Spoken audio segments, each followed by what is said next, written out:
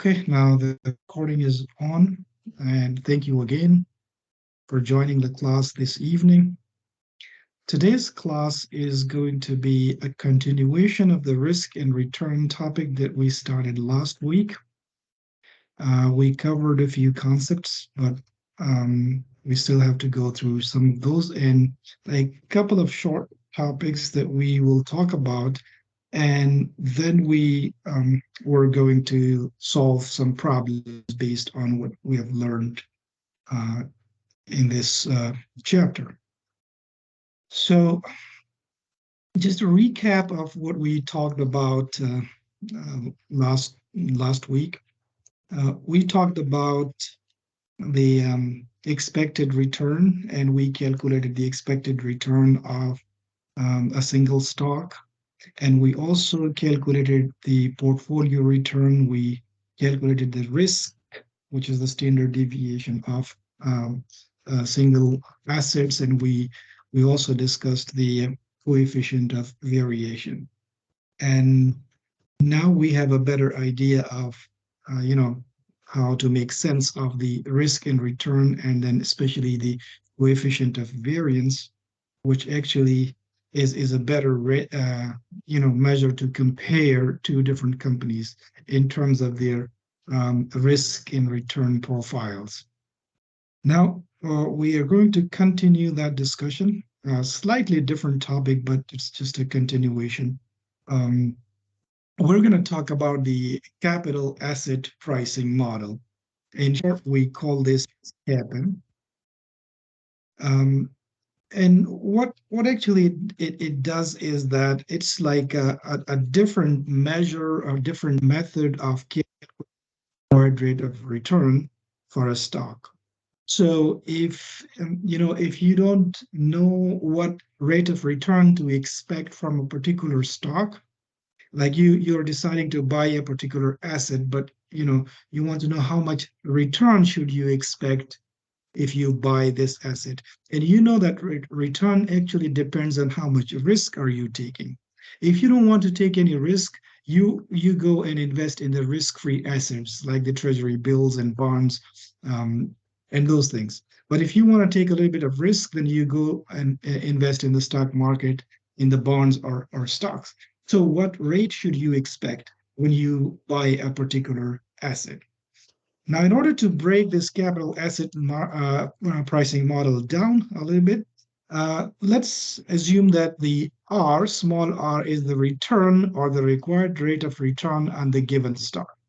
So that could be 10%, 15%, whatever I expect to receive by investing in a particular stock. And that's RRF. You can have different denotions. For example, some people will simply denote it by RF or something else, but your book is denoting it this way, so I wrote it down that way. That is the risk-free rate, and that is the rate on the government bond. So it could be the 10 years bond, or if you have to invest for a shorter period of time, this could be treasury bills and others. But that is the risk-free rate, which is the government rate. And we talked about this in one of our previous chapters when we were talking about interest rates. So we discussed that in more detail. RM is the required rate of return on the overall market. Now, what that means is that a particular asset, like let's say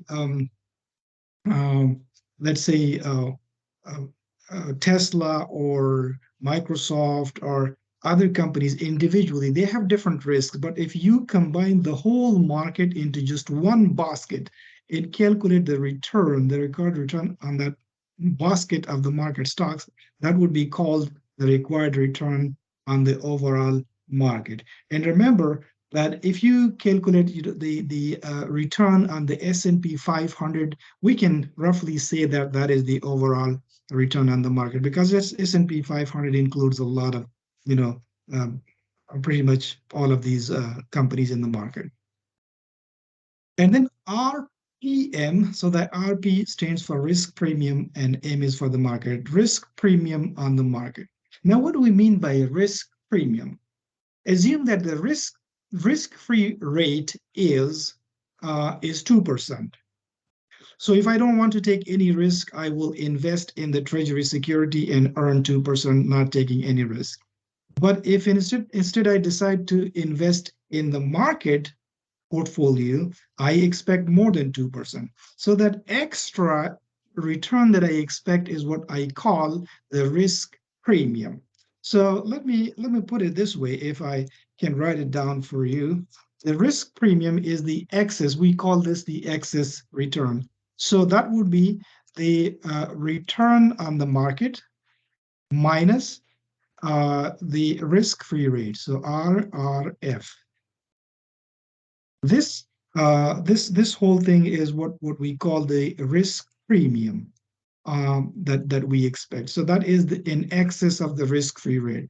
So if the market return is 10% and the risk-free rate is 2%, then in that case, the risk premium on the market is 8%. I expect 8% over and above the risk-free rate in order to be compensated for the extra risk that I am taking. And beta is basically what we call this the stocks beta, and this is for the individual stocks, and we can also calculate the beta for the market. But that actually is a measure of how risky a particular asset is compared to the market. So the market itself is risky, okay? And because we compare every other thing with the market, so the market would be like a benchmark.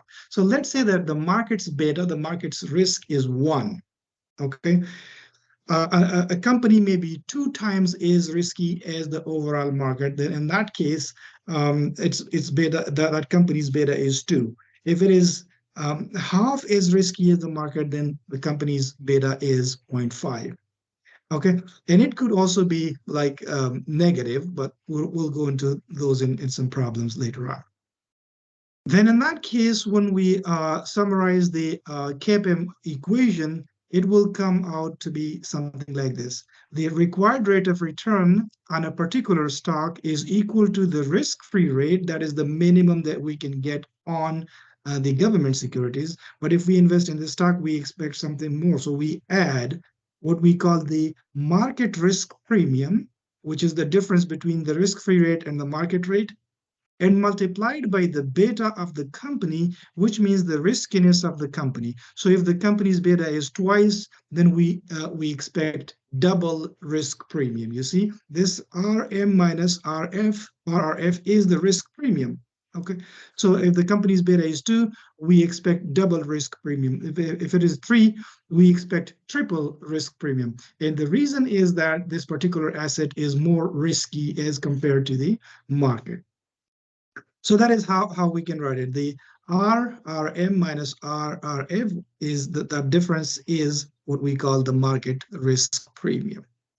So we can, if in some problems, if the problem gives you PM, like the risk premium of the market, then you can shorten this equation a little bit. So instead of this thing in the bracket, you can just write RPM, the risk premium of the market multiplied by the beta, because in that case, that difference is given to you. So that is how it's gonna work. All right. Any question here?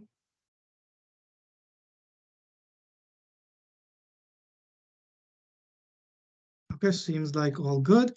Then this is, the data from the previous problem that we discussed in the chapter, and you can recall that we calculated the expected return of these different sectors, okay? And these are the betas of these different sectors. And you can see that the high-tech industry has the highest return, but it also has the highest beta, which means that high-tech gives you more return, but it is more risky.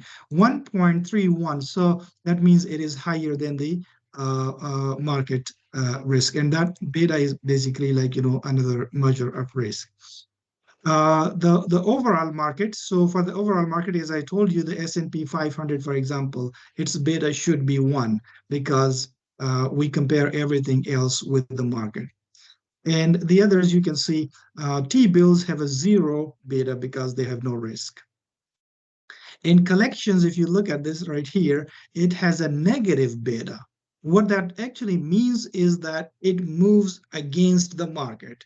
It moves against the market. So if the market is going like, market risk premium is 8%, then the collections risk premium would be minus 0.4% because that is moving in the opposite direction.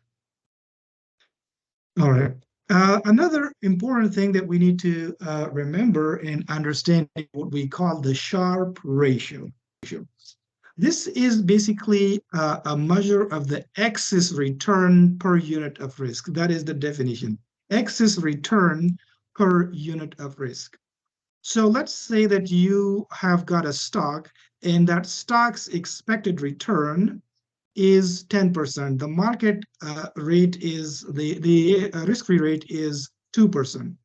So 10% minus 2% is 8%. That is the excess return of this stock, excess return of this stock.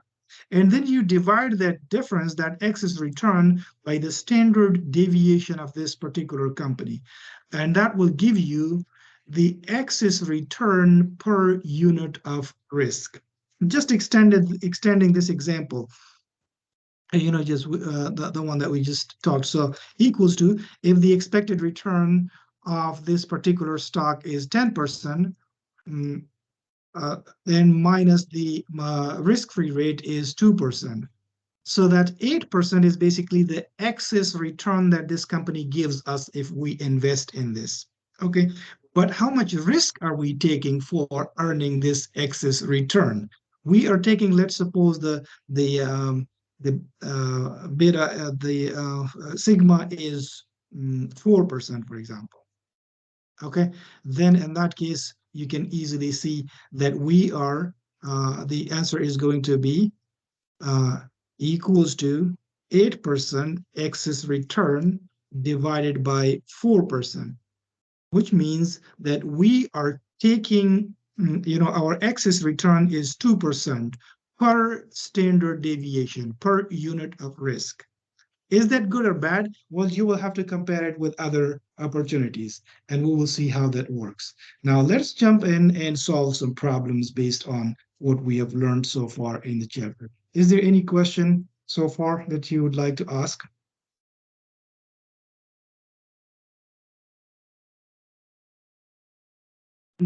I wanted to ask, do assets Sure. with negative, this is William, do assets with negative beta really exist?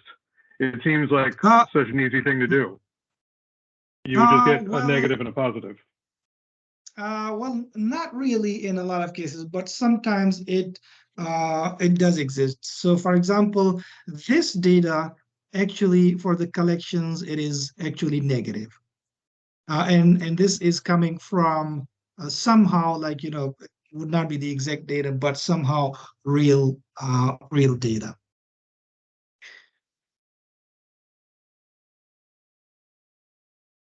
Okay, now going to the problems.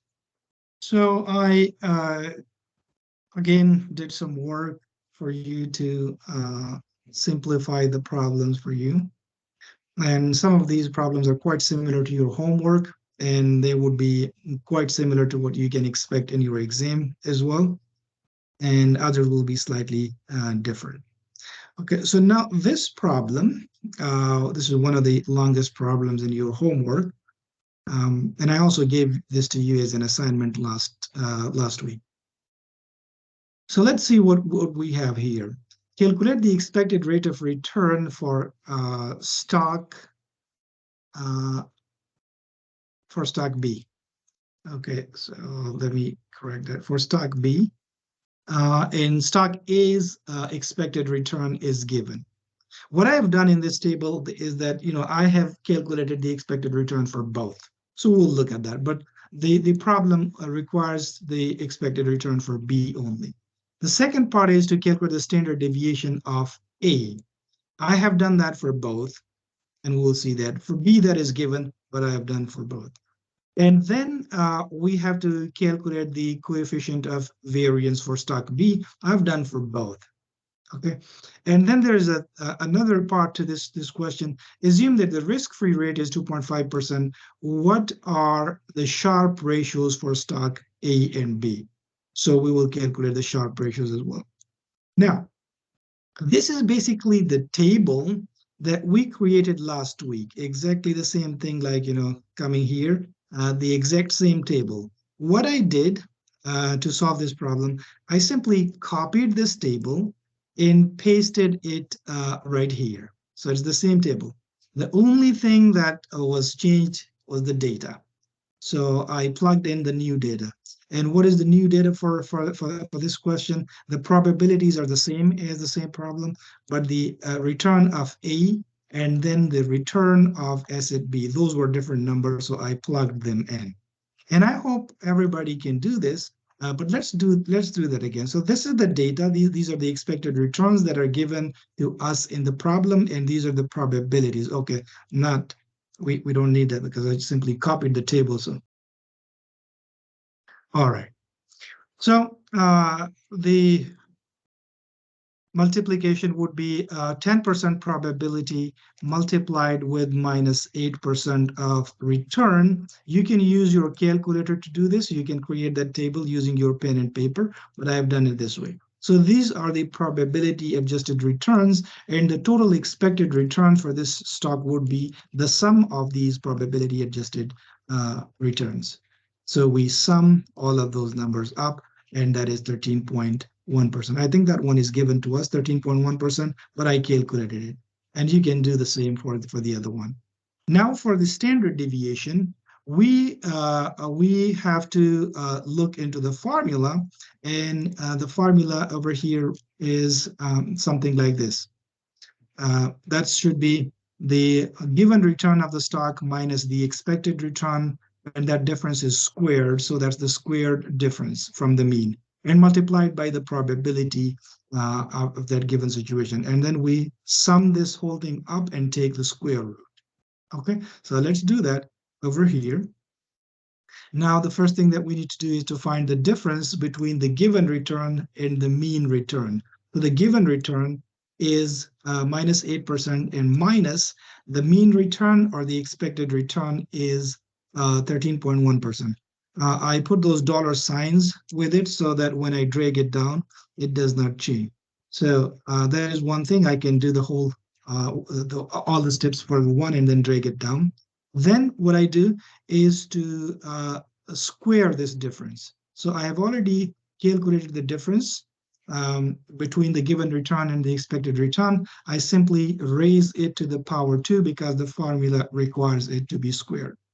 And then in the third step, I multiply the squared return with the probability. So equals to, I have got the squared return and multiply this with the probability, which is 10%. Okay, so I have got all of them for one situation. I select the whole row and drag it down, and I've got everything populated right here. Okay, now, what would be the standard deviation in this case? It would be the sum of these numbers, okay? The sum of these numbers, but again, we have to take the square root. So sum and then square root. I can do the two things in one step, or you can do it in two steps. So that would be equal to square root of the sum of these numbers.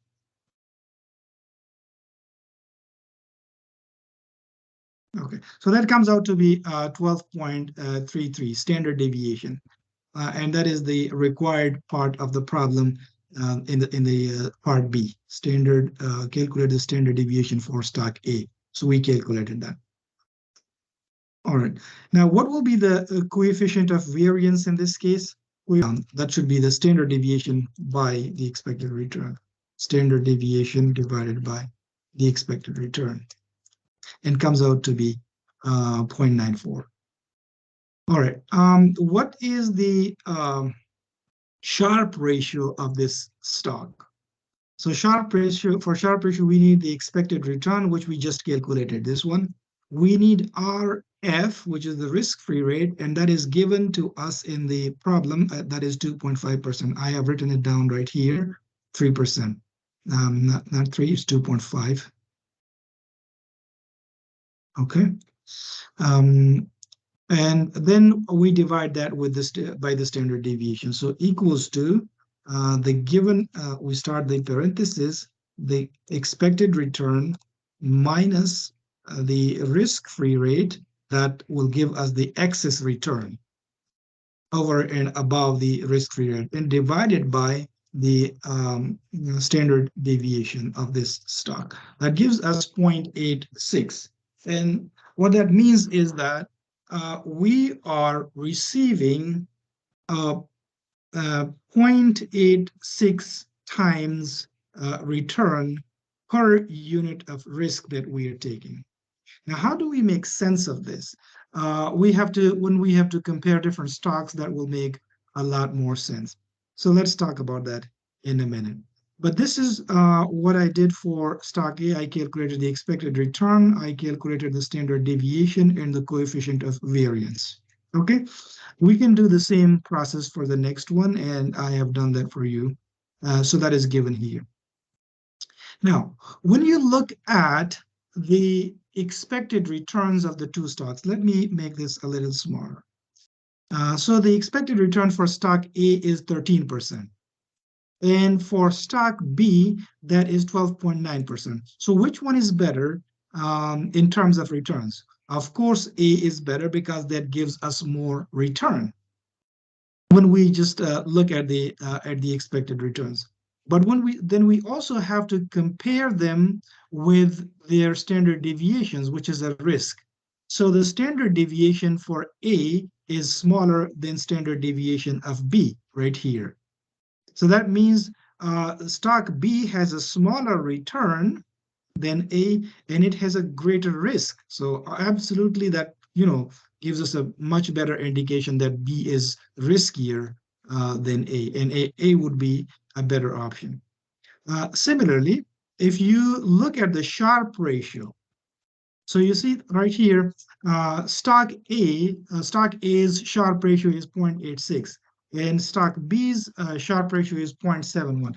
Now, just to make sense of how to understand the Sharpe ratio, you can compare this with the miles per gallon of your car. So if your MPG, the MPG of your car is higher, that's more efficient. If it's lower, then it's not it's less efficient, and we can say it that way. So the Sharpe ratio basically means the excess return per unit of risk. That means miles given per gallon of gas. So this asset gives us 0.86 value, and this one gives us 0.71. So of course the Sharpe ratio for stock A is higher, and that is a better investment. So all the indicators over here indicate that stock A is a better option. Any question? No, Professor, everything's good. All right. Okay. Now, when it comes to your exam, I mean, you won't have this whole problem to be solved just to answer one question. So you'll have to, just parts of this will be given to you, and the remaining data would be provided to you whenever needed. So you won't have to do a lot of calculations, but you may have to find a couple of variables to get to the answer. Now, next question. Suppose you are the money manager of a 4.84 million investment fund. Okay, $4.84 million. The fund consists of 4 stocks with the following investments in beta. So these are the investments in the 4 stocks, A, B, C, and D. We have invested this much. If you find the sum of this total investment, that is 4.84 million, which is also given to us in the problem right here. But we know the answer right here. And these numbers are in thousands. So if you want to convert them into thousands, that's okay. And um, these are the betas that are given to us. So the problem gives us these values. The stock A has a beta of 1.5, and that is the most riskiest of the assets. And this one, stock B, has a negative beta, and the others. So different betas, different risks. So what we need to, furthermore, we have been given the required rate, market's required rate of return. That is the RM. So let me write that down. RM, market's required rate of return, is 10%. That is given to us. And the risk-free rate is also given to us. The risk-free rate is 6%. That is also given to us. So in this case, we will have to use the CAPM equation to find the required return on this fund, the CAPM equation. And what is the CAPM equation? I have written that down for you right here. Let me copy it, Control C.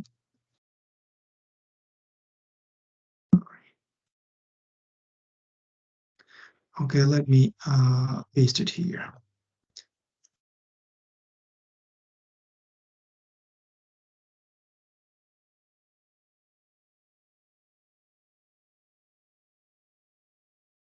What happened? Okay, let me do that again.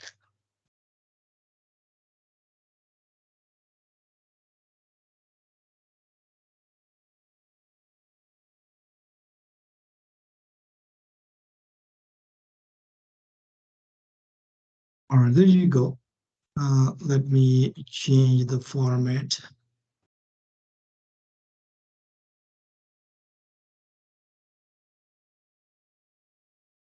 All right, so here's the CAPM equation. We have to find this R, which is the required return on this particular stock. For that, we need the RRF, which is given to us, the risk-free rate. We also need the RM, which is the market's required rate of return, and that is also given to us.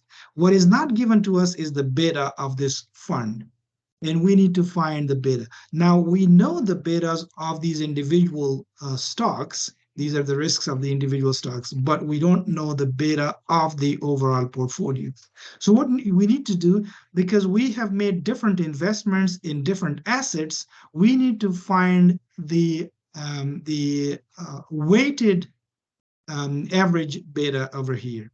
So we will simply find the weight of each investment, like how much of our money has been invested in that particular asset.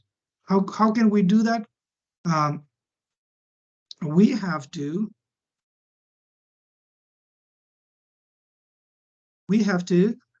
find the weight. So that the investment in this asset A is 420, and the total investment is 4,840. So out of 4,840, the investment in asset A is 420. So how much would that be out of 100?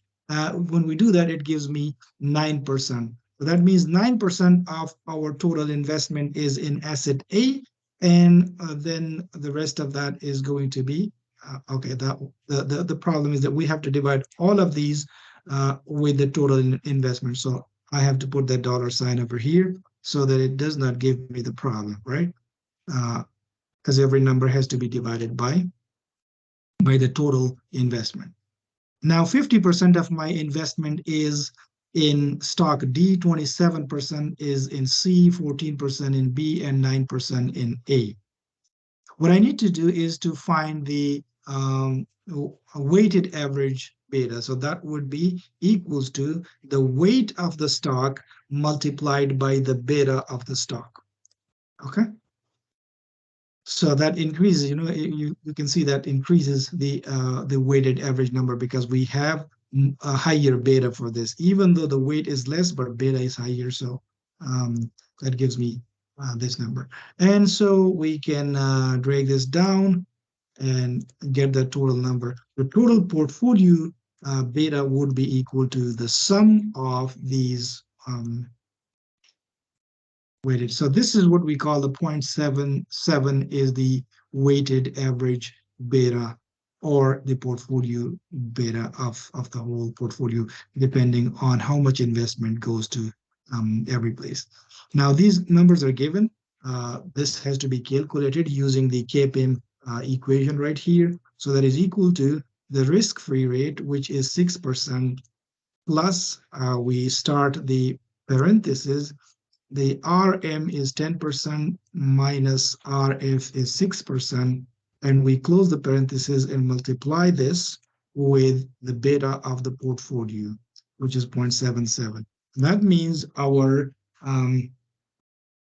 required rate of return is 9.08%. And you can see that this required rate of return is less than the market's required rate of return. And what that means is that we have combined our portfolio in such a way that our risk is lower than the overall market's risk. Any question on this?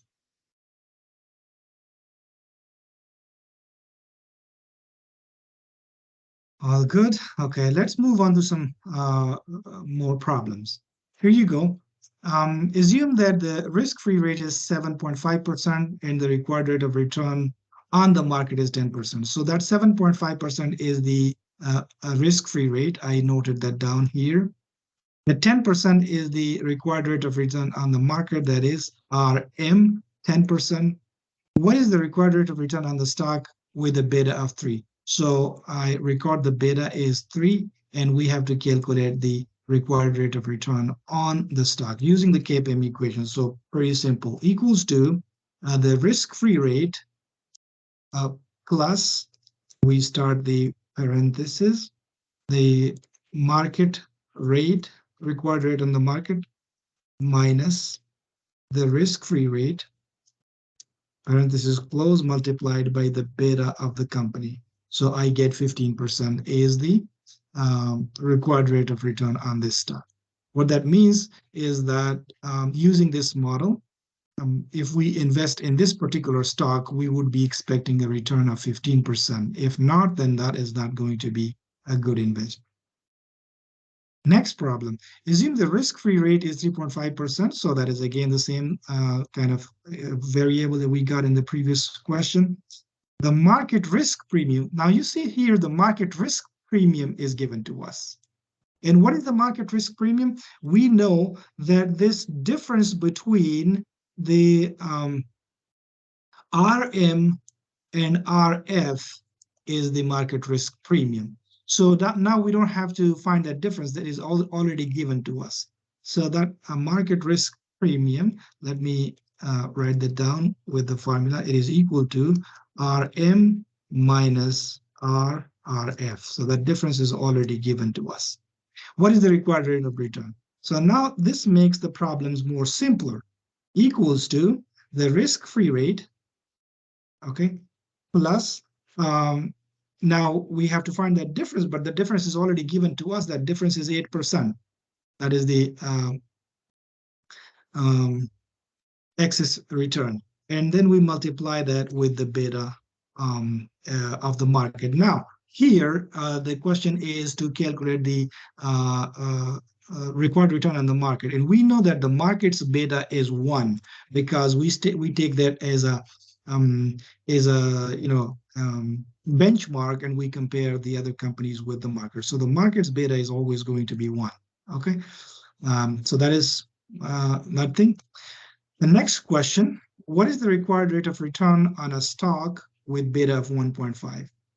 Okay, now here we're talking about a particular stock, and we have the required rate. This 11.5 is not the stock, but it's the on the market. All right. So the same variables from the previous problem. Risk-free rate is 3.5% coming from the previous problem. The market risk premium is also coming from the previous problem. Okay, but now we have got a stock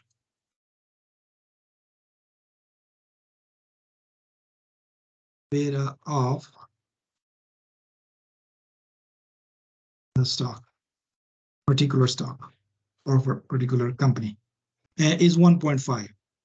Okay, we have to find the required rate of return of the stock. So that would be equals to the risk-free rate plus the market risk premium, which is 8%. The difference, that difference has already been given to us. That is the difference multiplied by the beta of the company. Now, of course, this is going to be higher than the market rate because this company is riskier than the market. The beta is 1.5.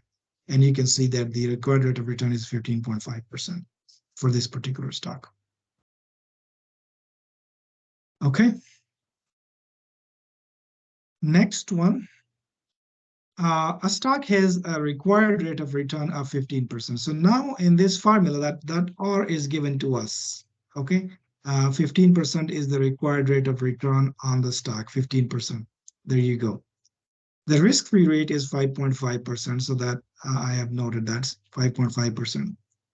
And the market risk premium, remember that is again the difference between the market rate and the risk-free rate.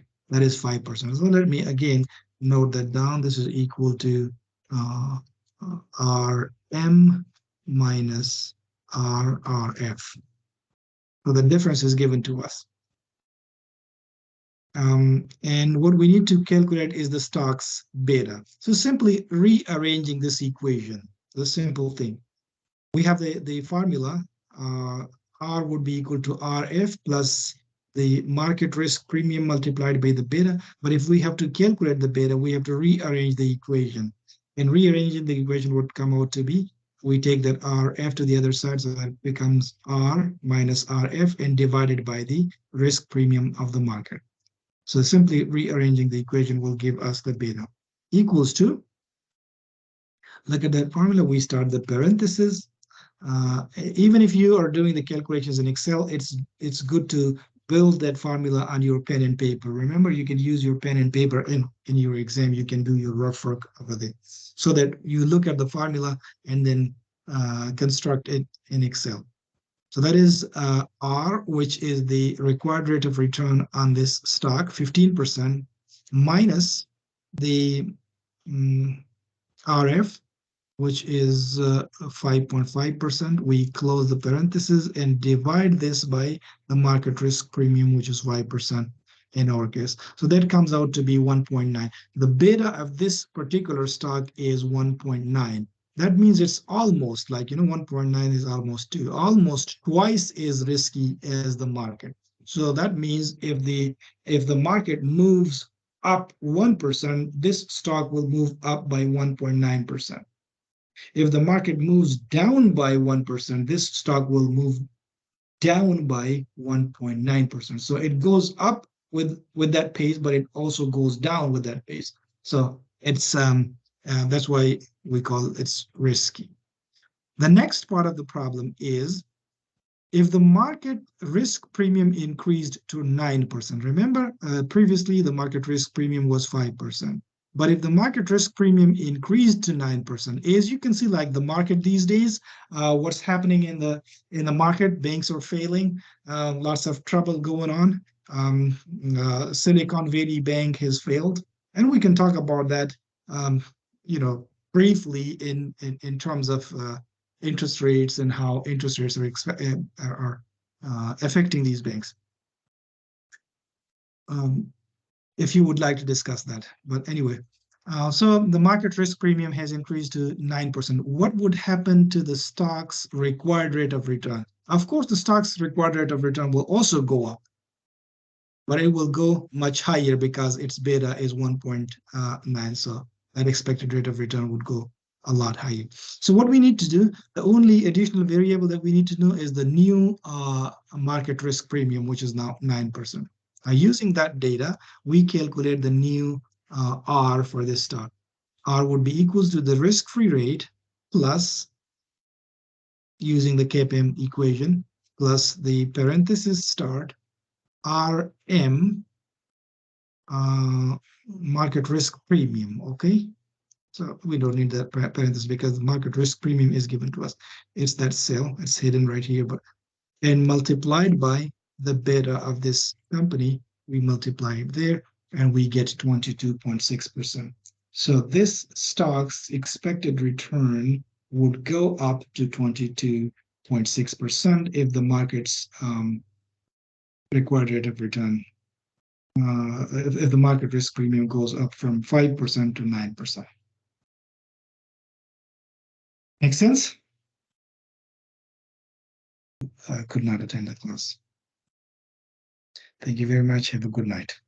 Thank you. You too. Thank you, Professor. Have a good evening. Thank you. Good Thanks, evening. Professor. Good evening. Good evening. Thank you. Bye-bye.